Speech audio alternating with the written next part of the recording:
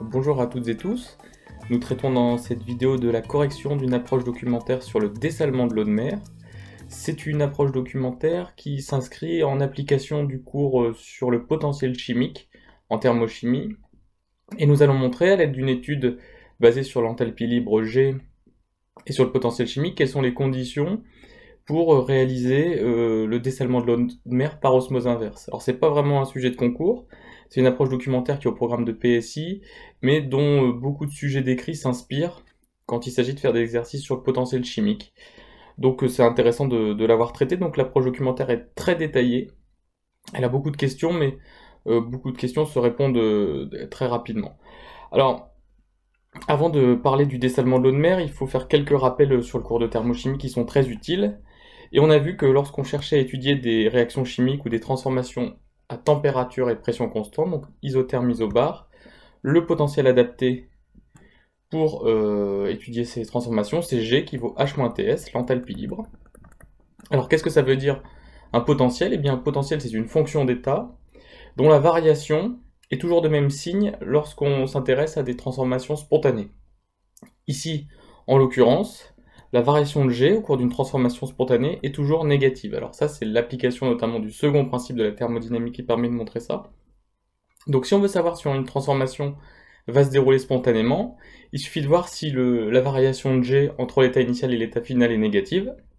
Si G décroît au cours du temps, lors d'une transformation, alors cette transformation va s'effectuer spontanément dans des conditions isothermes isobar. Au contraire, si on a une transformation chimique où G doit augmenter, eh bien, elle ne pourra pas se faire spontanément entre l'état initial et l'état final. Donc c'est très intéressant pour savoir si une réaction chimique va être thermodynamiquement favorisée ou non, d'étudier si G a plutôt tendance à décroître au cours de la réaction chimique ou plutôt à croître. Si G a tendance à décroître, la thermodynamique va nous dire que cette réaction doit s'opérer. Alors après, il faudra vérifier si cinétiquement cette réaction ne se fait pas trop lentement, mais en tout cas la thermodynamique autorise spontanément la réaction chimique à se faire. Si au contraire G augmente au cours d'une réaction chimique, la thermodynamique dira non, la réaction ne peut pas se faire spontanément.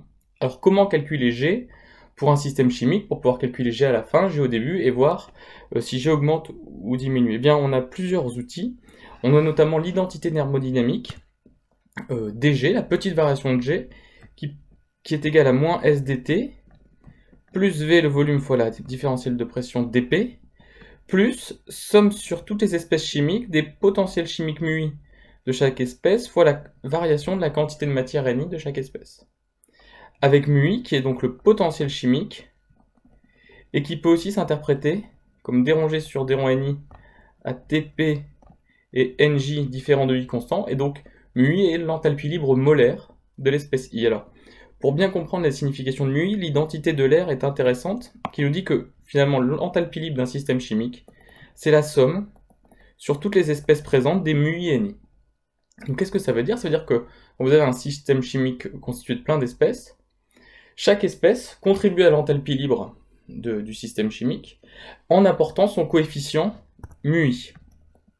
C'est-à-dire qu'une espèce I est présente avec une quantité molaire Ni, et on va multiplier le Ni par un coefficient propre à chaque espèce qui est le potentiel chimique de l'espèce I. Donc en gros, si on a des réactifs qui doivent donner des produits en chimie, on peut calculer G égale la somme sur I des μi et Ni pour les réactifs au début de la réaction. On pourrait calculer G égale la somme sur I des μi et Ni pour les produits en fin de réaction et voir lequel des deux G est le plus grand pour savoir si la réaction se ferait spontanément. Donc μi, c'est finalement le moyen de calculer l'enthalpie libre ramené à chaque constituant du mélange. C'est l'enthalpie libre molaire de chaque constituant. Et comment on calcule μi? Eh bien, on a une formule dans le cours qui nous dit que μi, donc le potentiel chimique de l'espèce I, c'est un potentiel chimique standard, μi 0, plus R fois T, fois le log de l'activité de l'espèce I dans le système chimique considéré.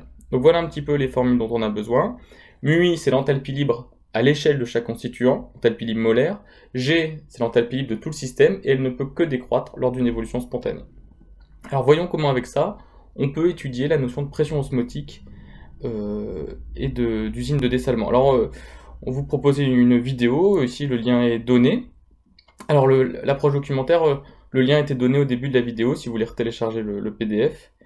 Donc je vous encourage à aller voir cette vidéo. Et on nous dit aussi qu'il y a deux types de dessalement possibles, soit du dessalement par membrane osmotique, c'est ce qu'on étudie ici, soit du dessalement par distillation. Alors on vous demande de proposer un montage expérimental pour réaliser le dessalement de l'eau par un procédé de distillation. Alors je vais assez vite dessus.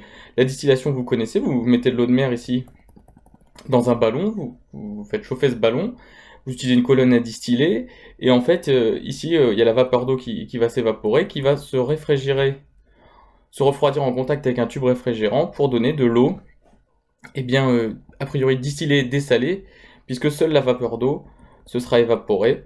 Donc on aura ici de l'eau distillée et dessalée, ça c'est le montage de distillation classique du cours de chimie. Alors, on avait ensuite un document où on nous parlait de pré-traitement et de post-traitement. Alors en fait, vous voyez, dans ces études de documents, oui, vous travaillez beaucoup la compétence s'approprier, c'est-à-dire on vous parle de choses que vous ne connaissez pas, on introduit du vocabulaire, on vous décrit des situations, et on juge votre capacité à comprendre les choses et à les restituer. Donc ici, on vous parlait du pré-traitement et du post-traitement dans les usines de dessalement. Bah oui, puisque avant de faire l'opération de dessalement, donc on va prendre de l'eau de mer. L'idée c'est de fournir de l'eau potable à partir de l'eau de mer.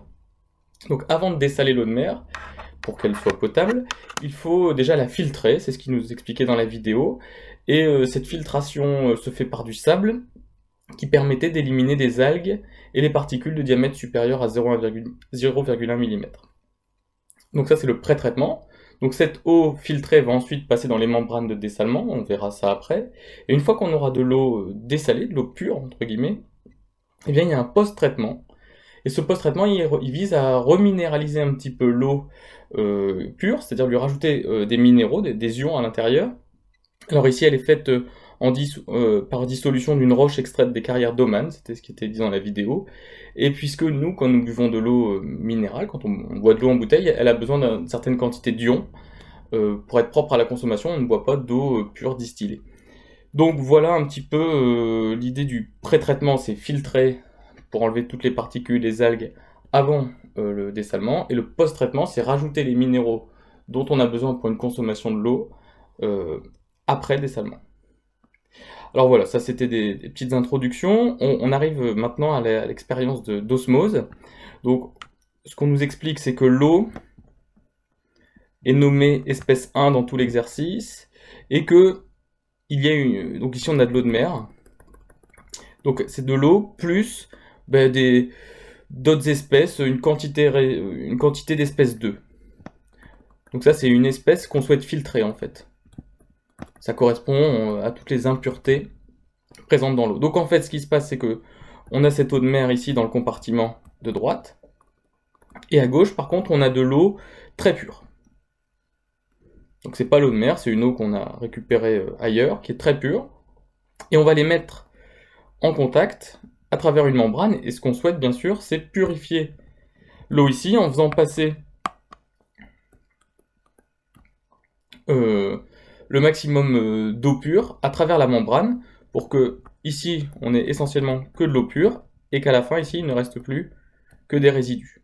Alors on va voir comment ça c'est possible. Donc pour cela on utilise une membrane dont on vous dit qu'elle n'est perméable qu'aux molécules d'eau. C'est-à-dire que les espèces 2 ne peuvent pas passer de droite vers la gauche. Seule l'eau peut passer. Et donc on va mettre ça, on va mettre de l'eau pure ici, de l'eau de mer ici, puis on va laisser agir, on va voir naturellement ce qui se passe. Alors on introduit un certain nombre de notations, donc ça c'est encore pareil, la compétence s'approprier, c'est de bien comprendre les différentes grandeurs. Donc la quantité d'espèce 1, c'est-à-dire d'eau à droite, la quantité d'eau à gauche, la quantité de résidus à droite et la quantité de résidus à gauche. Donc là il y a une petite erreur, c'est N de G. De même, on a donc des mélanges entre l'eau et les résidus à filtrer, donc on peut définir les fractions molaires, donc la fraction molaire de l'espèce 1 à droite, l'espèce 1 à gauche, l'espèce 2 à droite et l'espèce 2 à gauche. Voilà un petit peu ce qui caractérise notre système, et on nous dit que lorsqu'on est dans un mélange liquide, le potentiel d'une espèce, qui dépend de T et P, peut se mettre comme le potentiel mu-étoile du corps pur, c'est-à-dire du corps de l'espèce I si elle était toute seule dans sa phase, plus RT log de XI, XI étant la fraction molaire de l'espèce considérée. Et donc, La première question suivant ces documents, c'est démontrer cette relation. Alors nous, d'après le cours, on sait que μi, c'est le μi 0, le potentiel standard de l'espèce I, plus RT log de AI. On sait aussi que dans un mélange liquide idéal, l'activité de l'espèce I, c'est sa fraction molaire XI. Donc on peut tout de suite dire que μi, c'est μi 0 plus RT ln de XI. Alors, pour montrer que cette expression est équivalente à celle-ci, il faudrait montrer que μi étoile est égal à μi 0. Alors qu'est-ce que c'est μi étoile? μi étoile, c'est le potentiel chimique de l'espèce I quand elle est corps pur, c'est-à-dire c'est la valeur de μi quand on a uniquement de l'espèce I dans le système étudié, c'est-à-dire que la fraction molaire de l'espèce I vaut 1. Et donc, si on dit μi quand xi vaut égal 1, ça fait μi 0 plus RT ln de 1, puisque je reprends cette formule-là trouvée pour μi, et on trouve que c'est μi 0. Donc on vient de démontrer ici que dans un mélange liquide, μi étoile égale μi 0, le potentiel standard, et donc on peut affirmer que μi de Tp, c'est μi étoile plus RT ln de xi, puisqu'on peut remplacer μi 0 par μi étoile. Donc voilà la formule du document 4 qu'on redémontre ici, à partir de la formule connue du cours. Alors, exprimer les différentes fractions molaires du document 3 en fonction des quantités de matière. Alors, si on revient un petit peu, hein, donc on a deux compartiments, à gauche et à droite, donc on a l'espèce x1 à gauche, ben c'est la quantité d'espèce 1 à gauche sur la quantité totale à gauche, c'est-à-dire n1 à gauche sur n1 à gauche plus n2 à gauche. Puisque potentiellement, il peut y avoir de l'espèce n2 à gauche également, même si ici on a de l'eau quasi pure, donc x1 à gauche est quand même très proche de 1. De la même manière, x1 à droite, ça va être n1 à droite sur la quantité totale d'espèces à droite, donc n1 à droite plus n2 à droite, qui elle n'est pas proche de 1 a priori. On peut avoir x2 à gauche, eh bien, qui est égal à 1 moins x1 à gauche, puisque x2 à gauche plus x1 à gauche doit faire 100%, 1, et qui vaut donc n2 à gauche sur n1 à gauche plus n2 à gauche, et de la même manière, x2 à droite, c'est égal à n2 à droite sur n1 à droite plus n2 à droite, et c'est aussi égal à 1 moins x1 à droite. Donc voilà un petit peu l'expression des fractions molaires caractérisant le mélange à gauche de la membrane et le mélange à droite de la membrane. Alors, on a cette expression qui est proposée, dn1 à droite égale moins dn1 à gauche. Alors si on redessine un petit peu la membrane, donc ici on a de l'eau pure, et puis là on a de l'eau de mer. L'espèce 1 c'est l'eau, hein. Donc n1 à droite c'est la quantité d'eau à droite, n2 à droite, n1 à gauche, pardon, c'est la quantité d'eau à gauche.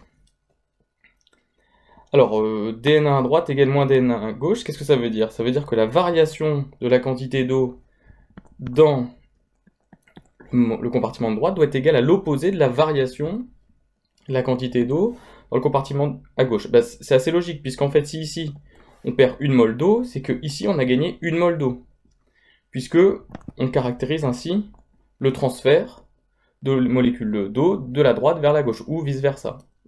Alors comment on peut... Donc ça c'est l'interprétation, en fait la petite variation de n1 à droite c'est l'opposé de la petite variation de n1 à gauche. Ça vient du principe de conservation, c'est-à-dire que si on perd de l'eau d'un côté, c'est qu'on l'a gagné de l'autre. Alors comment écrire proprement le principe de conservation? On pourrait dire que n1 à droite plus n2 plus n1 à gauche, c'est la quantité d'eau totale dans le système gauche plus droite, hein, dans le système entier, et cette quantité, elle est constante. Puisque, a priori, il n'y a pas d'évaporation d'eau ici, donc la quantité d'eau reste constante. Donc si on différencie cette grandeur, on doit trouver la différentielle d'une constante qui est 0, et donc on peut écrire que dn1d plus dn1g égale 0, et donc que dn1 à droite égale moins dn1 à gauche. Deuxièmement, question 6, hein, que peut-on dire de dn2 à gauche et dn2 à droite? Donc N2, ce sont les impuretés qu'on souhaite filtrer, il y en a à droite, à gauche il y en a très peu. Que peut-on dire de la variation de N2 à gauche? Alors, on pourrait déjà dire, d'après le même raisonnement, la quantité d'impuretés totale dans le système est constante, donc dn2 à gauche égale moins dn2 à droite. C'est vrai, mais on peut même aller beaucoup plus loin, puisqu'on sait que la membrane, ici, n'est perméable qu'à l'eau. Ce fait que les impuretés ne peuvent pas passer de gauche vers la droite, ou de droite vers la gauche. Elles sont bloquées dans leur compartiment, de telle sorte que leur quantité, dans chaque compartiment, ne varie pas. Donc dn2 à gauche est égal à 0, et dn2 à droite est égal à 0, car la membrane n'est pas perméable à l'espèce 2. Alors on verra à quoi servent toutes ces sortes de préliminaires juste après. Ça va être utilisé juste dans la suite, où justement on commence à calculer les potentiels chimiques des espèces 1 et 2 à gauche et à droite. Eh bien, pour les calculer, on utilise la formule qui est donnée dans le document qu'on a démontré précédemment. Le mu1 à droite, c'est le mu de l'espèce 1 plus RT fois le ln de x1 à droite, a priori. De la même manière, mu2 à droite, c'est le potentiel chimique du corps pur 2 plus RT ln de x2 à droite. Alors à chaque fois, je pourrais indiquer ici la température et la pression, mais ici, comme on travaille à température et pression qui sont constantes dans tout point du système et en tout temps, je ne le reprécise pas systématiquement. Mu de 1 à gauche, c'est mu de l'espèce 1 si elle était seule, plus RT ln de x1 à gauche. Alors x1 à gauche est très proche de 1, puisque c'est une eau pure, donc ce terme-là, en fait, on peut le négliger, et juste, puisque le log va donner 0, écrire que mu1 à gauche, c'est mu1 étoile, environ, et mu2 à gauche, c'est mu2 étoile, plus RT ln de x2 à gauche, avec x2 à gauche qui est très petit devant 1. Voilà ce qu'on peut dire pour le moment. Et voilà pourquoi on a fait tout ça. On va montrer que quand on a ce système-là, eh bien en fait, spontanément, l'eau fait l'inverse de ce qu'on aimerait. C'est que l'eau va du milieu le moins concentré vers le milieu le plus concentré. Ça, c'est l'effet d'osmose. Et c'est pas du tout ce qu'on souhaite, puisque nous, on voudrait que l'eau parte de l'eau de mer pour être filtrée à travers la membrane et rejoigne l'eau pure. Donc on va être embêté, mais donc ça, on va le démontrer en calculant dg, la variation d'enthalpie libre du système. Pourquoi? Puisqu'on sait que l'évolution spontanée du système, qui ici est soumise à des transformations isothermes isobars, son évolution spontanée ne peut se faire que par diminution de l'enthalpie libre G. Donc on va calculer dg, on va dire que dg forcément est négatif, et on va montrer avec ça que bien en fait l'eau migre vers la droite. Alors, pour calculer dg, on peut reprendre l'identité thermodynamique, moins SDT plus VDP plus somme sur I, somme sur toutes les espèces chimiques du mu IDNI. Donc ici on va travailler sur tout le système chimique constitué des deux compartiments. On est sur une transformation isotherme isobar. Donc dt et dp sont tous les deux nuls. Donc on va avoir somme sur I des mu IDNI, et là on va détailler un petit peu toutes les espèces chimiques que nous avons. Nous avons l'espèce chimique 1 à droite, plus l'espèce chimique 1 à gauche, plus l'espèce chimique 2 à droite, plus l'espèce chimique 2 à gauche. Et là, on commence à comprendre l'intérêt de ce qu'on a fait avant. On a déjà vu que l'espèce chimique 2, sa quantité ne variait pas dans le compartiment de droite et dans le compartiment de gauche à cause de la membrane qui n'est pas perméable à l'espèce chimique 2. Donc dn2 valait 0 et dn2g valait 0. Donc ces termes s'en vont. De la même manière, on a montré que dn1 était égal à gauche était égal à moins dn1 à droite. Donc ici, je peux dire que c'est mu1d moins mu1g, facteur de dn1 à droite. Et les potentiels chimiques mu1d et mu1g, nous les connaissons. Or, mu1d, c'était mu1 étoile plus RT ln de x1 à droite. Donc mu1 étoile toujours, hein, donc à la température de travail et à la pression extérieure P, plus RT log de x1d. Et mu1 à gauche, on a vu que c'était mu1 étoile de TP plus RTLN de x1 à gauche, mais x1 à gauche étant tellement proche de 1 que finalement on peut négliger ce terme. Et donc on en déduit que dg, mu1d moins mu1g donne directement RTLN de x1d, d de n1 à droite. Alors, ça, on l'a vu, de manière spontanée, ce terme-là doit forcément être négatif. X1D, c'est la fraction molaire de l'eau à droite, c'est plus petit que 1. Donc, le log de X1D est forcément une grandeur plus petite que 0. Autrement dit, pour respecter le fait que dg soit négatif alors que ce terme est négatif, il faut absolument que dn1d soit positif. Autrement dit, qu'est-ce qui va se passer dans la transformation? La quantité de l'espèce 1, c'est-à-dire de l'eau, dans le compartiment de droite, va augmenter spontanément. Donc qu'est-ce qui se passe? L'eau migre de la gauche vers la droite. Et c'est pas du tout ce qu'on voulait. Donc, on est embêté, mais en tout cas, spontanément, on peut dire, dans cette configuration, l'eau migre de la gauche vers la droite.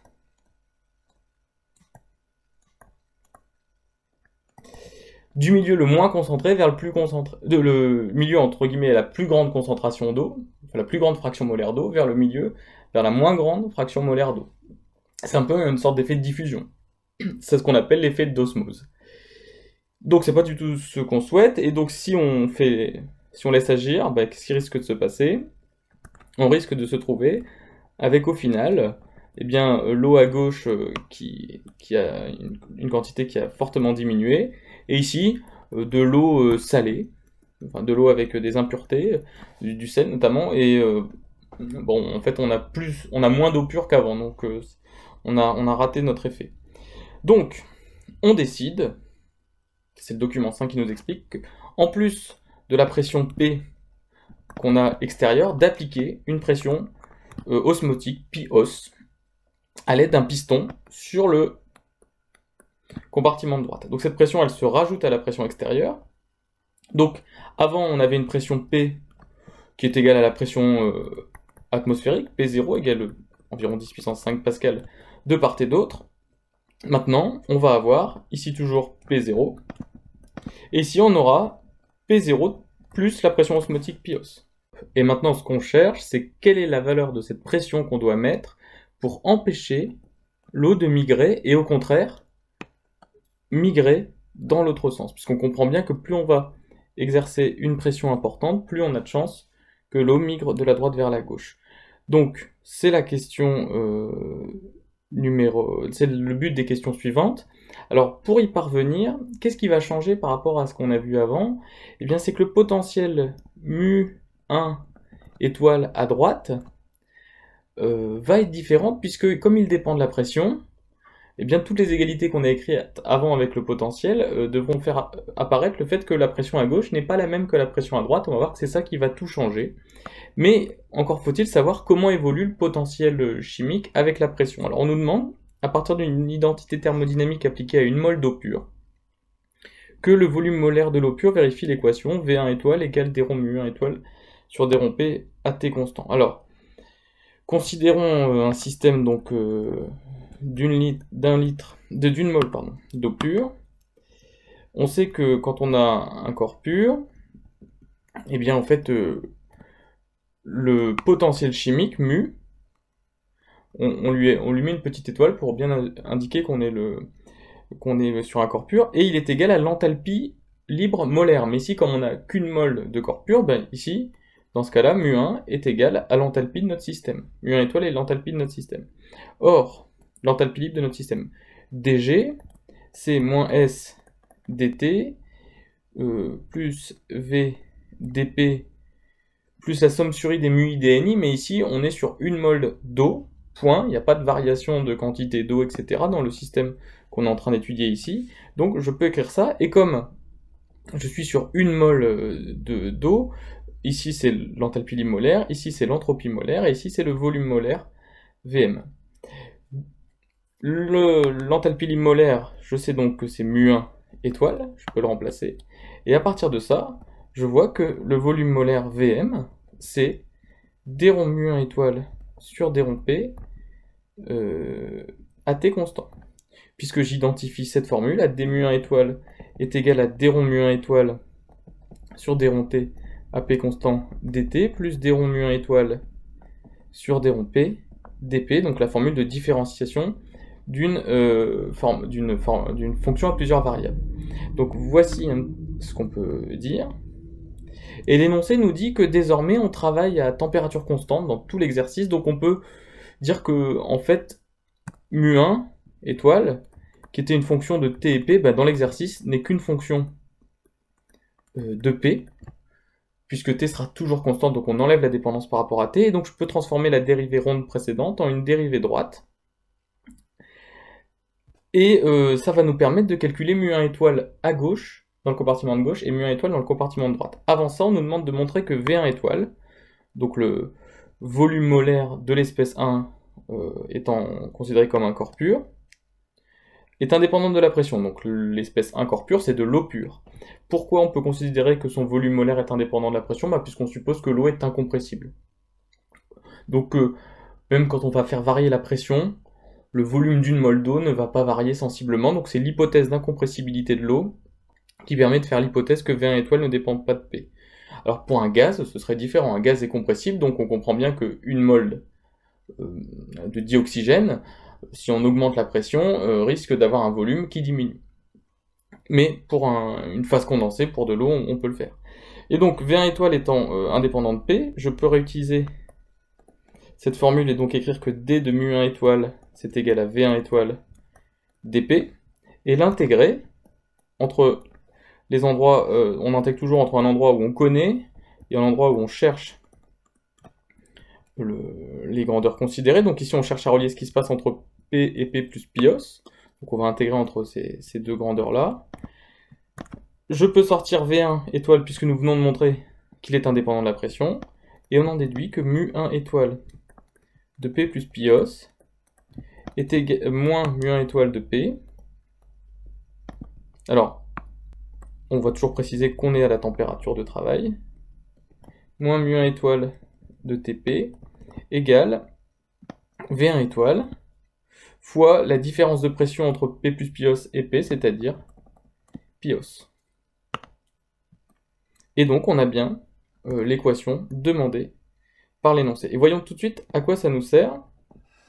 Ça va nous servir à réécrire l'expression de la différentielle dG de l'enthalpie libre sur notre nouveau système. Alors, on suppose que l'eau salée initialement à droite est assez diluée. Ça veut dire qu'en fait là on a de l'eau salée, mais quand même le sel est suffisamment dilué. Ça veut dire qu'en fait que la fraction molaire de 2 dans le côté droit est quand même petite devant 1.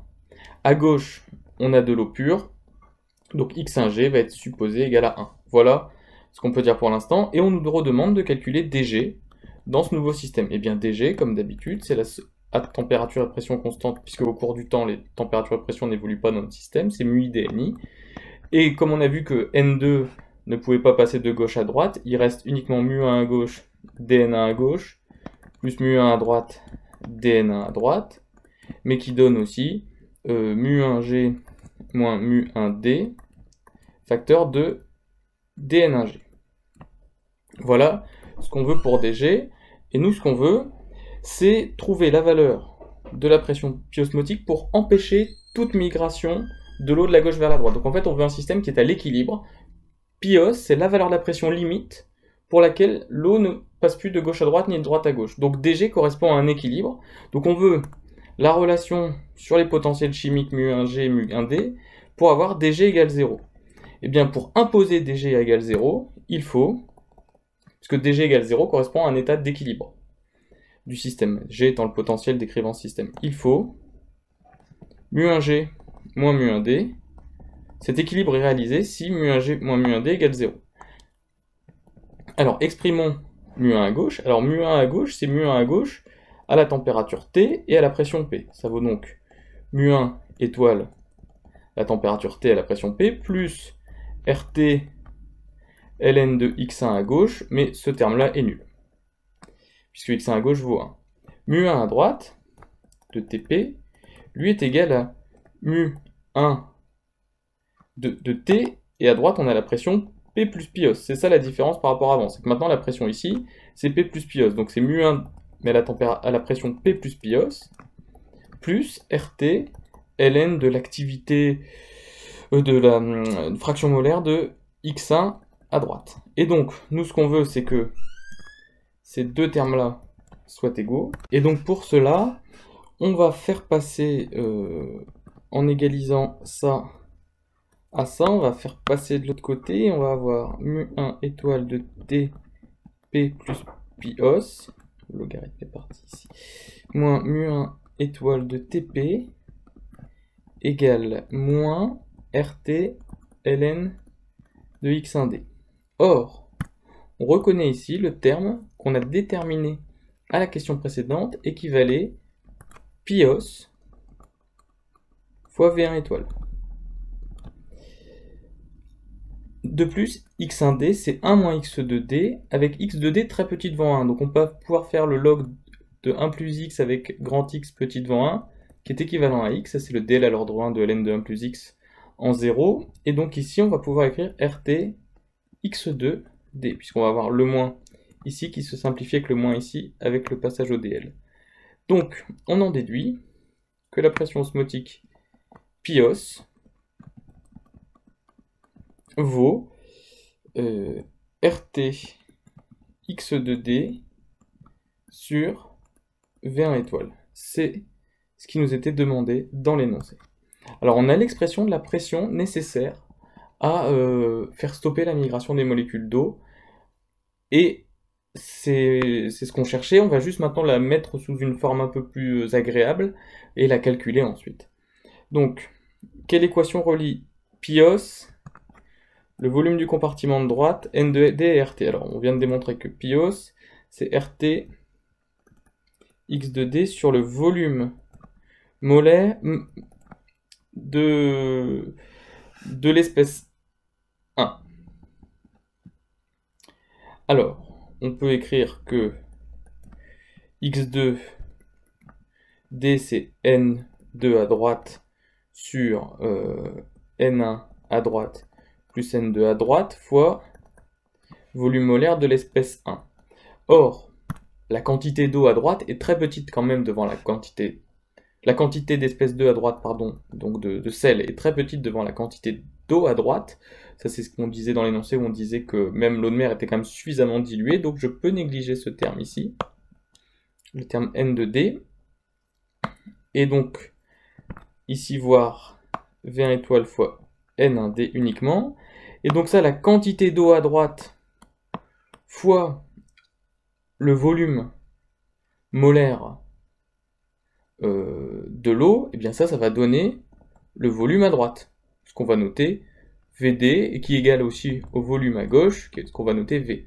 Puisque là on a la quantité de mol fois le volume d'une mol, donc on va trouver le volume à droite. Donc il nous reste RT, N2D sur le volume du compartiment, donc de droite ou de gauche, et ça,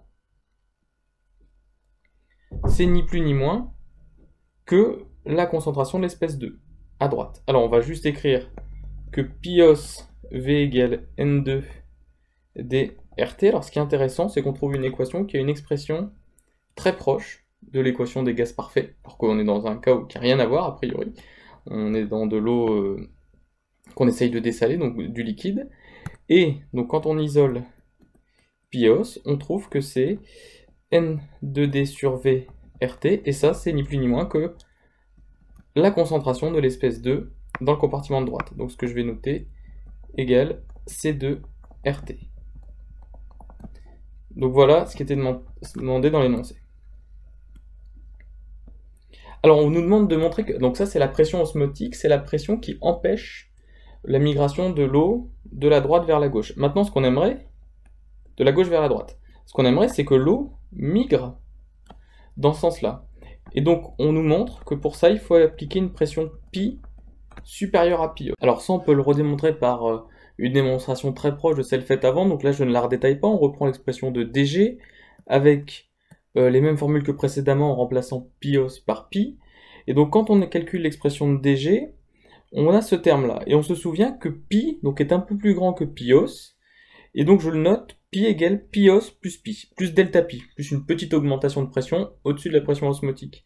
Comme on se souvient d'après la question précédente que pios fois V1 étoile égale moins RT ln de x1d, on en déduit tout de suite qu'il y a une simplification et que dg est égal à moins delta pi V1 étoile dn1g. Or, ce terme-là est négatif, puisque l'augmentation de delta pi est une pression positive, et dg, pour une évolution spontanée, est forcément négatif. On en déduit que dn1 gauche est supérieur à 0, et là on est content, parce que ça veut dire quoi? Ça veut dire que la quantité d'eau dans le compartiment de gauche va augmenter, et donc au final, on va avoir beaucoup d'eau ici, et beaucoup moins d'eau ici, mais on est content parce que ici c'était l'eau salée. Et donc qu'est-ce qu'on a fait? En appuyant suffisamment fort, avec une pression pi supérieure à la pression osmotique, on a fait passer toute l'eau dans le membre de gauche, et on a ici de l'eau pure en quantité, on a dessalé l'eau de mer. Alors, Pios, on a vu que c'était la concentration de l'espèce 2, c'est-à-dire d'espèce qu'on veut filtrer, fois RT. Ça c'est dans le cas où en fait il n'y a qu'une seule type d'espèce à filtrer. En réalité, il peut y avoir plusieurs espèces dissoutes dans l'eau de mer qu'on veut séparer de l'eau pure. Et bien il suffit à ce moment-là de dire que la pression osmotique c'est la somme des CIRT, CI étant la concentration de l'espèce I qu'on veut filtrer. Alors, on suppose que la salinité de l'eau de mer qui nous est donnée un peu plus haut et qui est de 35 grammes par litre est essentiellement liée au chlorure de sodium NaCl. Et donc on veut connaître l'application numérique de la pression osmotique. Alors, on va faire une petite analyse. Dans le document 3, on nous dit que la salinité de l'eau est de 35 grammes par litre. On connaît la masse du chlorure de sodium, la masse molaire du chlorure de sodium qui est de 58,5 grammes par mol. La salinité étant due à NaCl, les 35 grammes par litre sont la masse de NaCl par unité de volume de solution.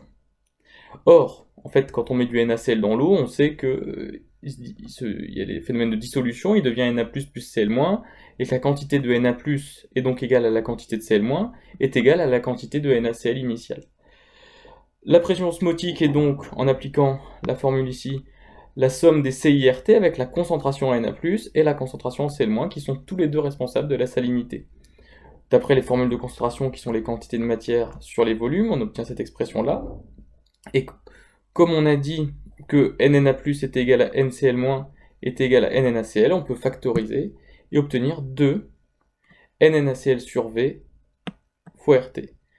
NNaCl, c'est la quantité de molécules NaCl qui ont été injectées dans l'eau, on va dire, initialement pour la saler. Donc c'est la masse de NaCl sur la masse molaire. Et la masse de NaCl sur le volume, c'est la salinité, donc on voit apparaître ici la salinité S. Donc voici l'expression de la pression osmotique. Et on fera bien attention dans le calcul, comme on est dans un calcul physique, avec des températures, des constantes des gaz parfaits, il faut que on va utiliser les unités classiques de la physique, c'est-à-dire que on va pas utiliser une salinité en grammes par litre, mais en kilogrammes par mètre cube. Bon, en l'occurrence, ça change rien, ça fera toujours 35, mais on est vigilant sur ce point. Et de même, la masse molaire, on l'exprime en kilogrammes par mol, puisque on est ici dans un problème de physique, donc on utilise les unités du système international. Et tout calcul fait, on trouve une pression en pascal, et donc en la divisant par 10 puissance 5, on a son expression en bar, une pression de 39 bars. Donc il faut appuyer avec une surpression de 39 bars minimum sur l'eau pour la faire traverser la membrane, et pour dessaler l'eau de mer. Et donc ça présente une limite écologique qui a été expliquée un petit peu dans la vidéo de départ au dessalement de l'eau de mer, c'est que ça nécessite une très très grosse pression. Et en tout cas, c'est énergivore de créer cette pression. Donc, c'est une limite donc écologique, c'est-à-dire que ça nous coûtait de l'énergie avec des compresseurs, obtenir une telle pression. Alors, on vous parle d'une usine de dessalement à Perth. Vous avez la vidéo ici qui l'explique un petit peu cette énergie avec des animations intéressantes et qui essaye de traiter un peu ce problème de la pression très importante. Et en fait, ils présentent dans leur vidéo, donc je vous laisse voir, un récupérateur d'énergie ici, qui fait que, finalement, quand vous appuyez très fort sur le compartiment de droite, il y a de l'eau qui part dans le compartiment de gauche. Mais le compartiment de droite, à la fin, une fois que vous le récupérez, il est sous pression. Et bien on récupère cette pression du compartiment de droite pour la réinjecter à l'entrée du système dans la membrane, c'est-à-dire que vous avez un système ici où on essaie de récupérer toute la pression de l'eau qui est en sortie de la membrane pour récupérer cette pression et la remettre en entrée de membrane pour éviter d'en perdre le maximum. Donc c'est un moyen qui est proposé, qui est bien expliqué par une belle animation dans cette vidéo. Donc voilà pour cet exemple de pression osmotique. Ce qu'il faut retenir, c'est que le cœur de ce sujet, c'est de trouver le sens d'évolution spontanée en disant que dG est inférieur à égal à 0 et que dG c'est la somme sur I des mu I DNI. Il y a eu énormément de questions dans ce sujet qui ont eu pour but d'évaluer les DNI et d'évaluer les mu I de chaque espèce, et de voir qu'en fait mu I dépend de la pression, à travers le volume molaire de l'espèce 1, on l'a vu, et donc de calculer cette expression quand les deux compartiments sont à la même pression, ou quand un compartiment est à la pression atmosphérique et un autre sous une pression plus importante, et voir à quelles conditions l'eau migrait de la gauche vers la droite.